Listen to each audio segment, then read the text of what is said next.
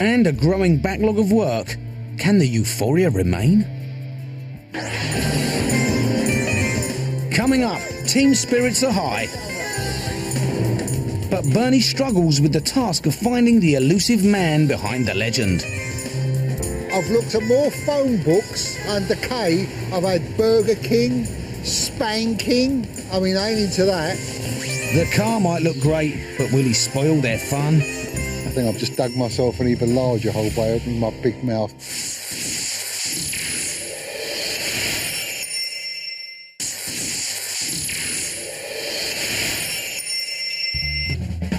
Team Chop Shop have been set their biggest challenge yet. Recreate the iconic Jet 1 for musician Jools Holland to very exacting standards. I'm sitting with two men that can make my dream come true. Getting over minor stumbling points. The whole car is doing like this. A few cable ties, bit of super glue. Hitting the right note with Jools. Wow, look at that! He then set Bernie the tricky task of finding the man behind the Jet 1. If there's anybody left who could talk about it, he would give us the inside take. Okay. Building the car is difficult enough, but this is like trying to find a needle in a damn haystack. Charles Spencer King was only 26 when he was chief engineer on the iconic car, smashing the land speed record for a gas turbine car at 152 miles an hour. What's it like to drive this car of tomorrow? Let's ask Spencer King. It runs very smoothly, there's nothing but wind noise, no effort at all. Bernie starts phone bashing in an attempt to find the elusive author of the Jet 1. That's some difficult things to find, but this is like proving impossible. I'm just like trying to seek a dream at the moment. I don't suppose you know of an SC King? Unsurprisingly, there's more than one King in the directories. Hi, would this be Mr. Charles Spencer King? Oh, it's not. Can I speak to Mr. Spencer King, please? No luck, Bernie? Never mind. And having spoken to every King from Adam to Wayne, Bernie finally strikes lucky.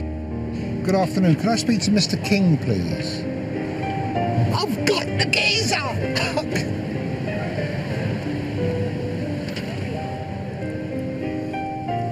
Oh, yes. My name is B.N. Feynman.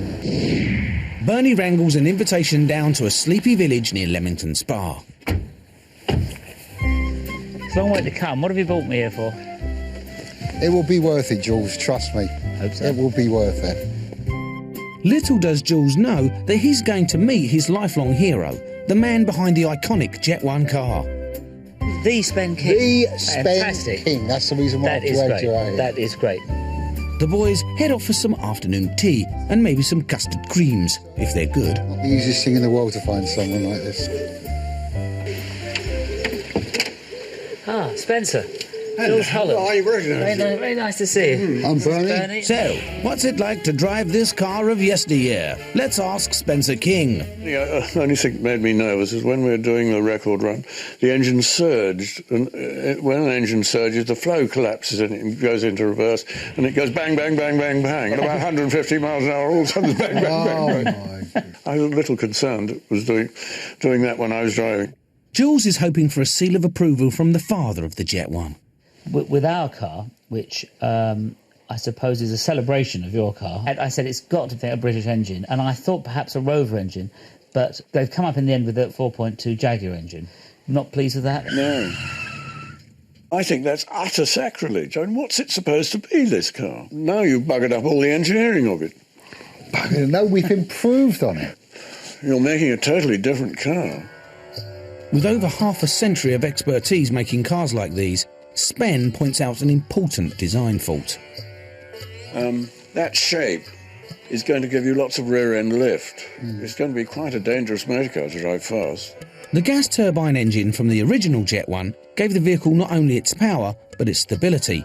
Bernie and Leepu might unwittingly be creating a death trap. Think of a wing lifting, which is all right in an aeroplane, but bad because it lifts the car off the road. Now, if an aeroplane wants to land, it'll use spoilers, which it sticks up on the top of the wing, and the jet from the engine is pretty effective spoiler.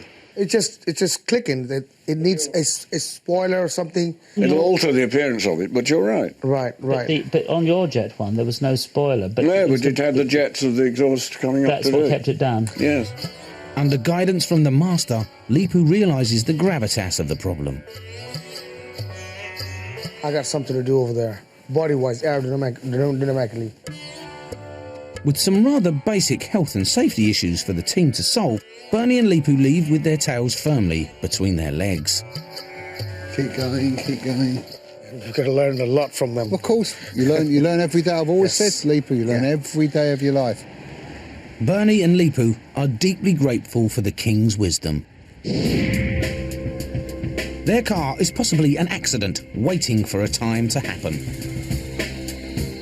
Still, with loads more bodywork outstanding, Leepu may have to design a spoiler with enough downforce to prevent the car from taking off. I'm a car designer.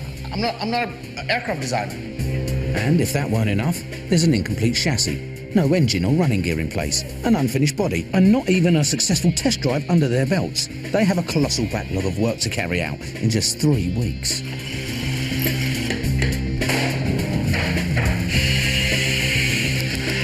Have we bitten off more we can chew? Only time to tell.